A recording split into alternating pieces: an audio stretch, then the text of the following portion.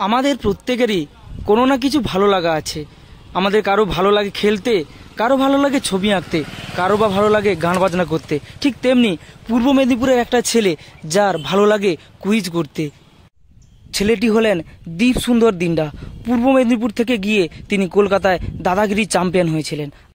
সেই দীপ সুন্দর দিন্ডা ময়না ব্লকের দক্ষিণারগুলি রকস্টার ক্লাবের পরিচালনায় দাদাগিরি বা দিদি নাম্বার ওয়ানের অনুকরণে একটি কুইজ প্রতিযোগিতার পরিচালকের ভূমিকায় এসেছিলেন।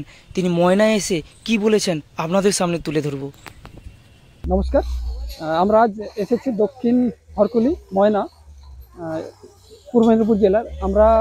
আমাদের জেলার সাংস্কৃতিক অনুষ্ঠান সর্বজন বিদিত। আমরা জানি আমাদের রাজ্যের মধ্যে অন্যতম এক সাংস্কৃতিক জেলা আমাদের জেলা।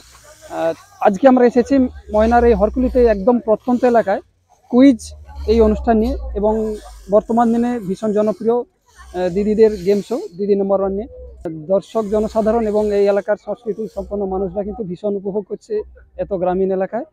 এভাবেই চলতে থাকুক আমাদের সাংস্কৃতিক অনুষ্ঠান এবং দিকে দিকে ছড়িয়ে পড়ুক। সবাইকে অনেক ধন্যবাদ এবং কৃতজ্ঞতা জানাই। পূর্ব মেদিনীপুরের ছেলেরা যারা আপনার মতো করে দাদাগিরির মতো রিয়েলিটি অংশগ্রহণ করতে চান, তাদের উদ্দেশ্যে কি বলবেন?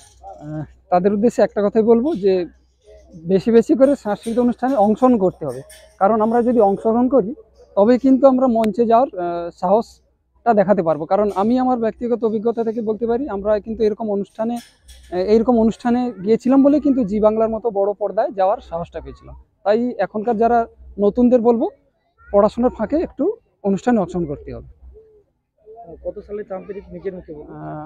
আমি 2016 দাদাগিরি সিজন 6 গিয়েছিলাম, সেই সালেই আমি চ্যাম্পিয়ন হয়েছিলাম।